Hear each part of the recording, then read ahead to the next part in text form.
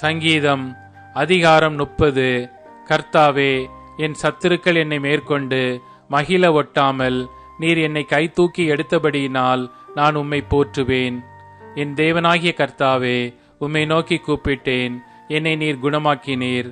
கர்த்தாவே, நீர் என் ஆத்துமாவை பாதாளத்திலிருந்து ஏற பண்ணி நான் குழியில் இறங்காதபடி என்னை உயிரோடே காத்தீர். கர்த்தருடைய பரிசுத்தவான்களே, அவரை கீர்த்தனம் பண்ணி அவருடைய பரிசுத்தத்தின் நினைவு கூறுதலை கொண்டாடுங்கள். அவருடைய கோபம் ஒரு நிமிஷம், அவருடைய தயவோ நீடிய வாழ்வு. சாயங்காலத்தில் அழுகை தங்கும், விடியற்காலத்திலே களிப்புண்டாகும். நான் ஒரு காலும் அசைக்கப்படுவதில்லை என்று என் வாழ்விலே சொன்னேன். கர்த்தாவே, உம்முடைய தயவினால் நீர் என் பர்வதத்தை திடமாய் நிற்க பண்ணியிருந்தீர். உமது முகத்தை நீர் மறைத்து கொண்ட போதோ நான் கலங்கினவன் ஆனேன். நான் குழியில் இறங்குகையில் என் இரத்தத்தால் என்ன லாபம் உண்டு? புழுதி உம்மை துதித்து உமது சத்தியத்தை அறிவிக்குமோ? கர்த்தாவே, நீர் எனக்கு செவி கொடுத்து என் மேல் இரக்கமாயிரும்.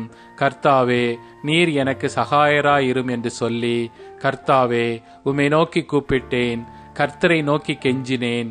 என் புலம்பலை ஆனந்த களிப்பாக மாறப்பண்ணினீர். என் மகிமை அமர்ந்திராமல் உம்மை கீர்த்தனம் பண்ணும்படியாக நீர் என் இரட்டை களைந்து போட்டு மகிழ்ச்சி என்னும் கட்டினால் என்னை இடை கட்டினீர். என் தேவனாகிய கர்த்தாவே, உம்மை என்றென்றைக்கும் துதிப்பேன்.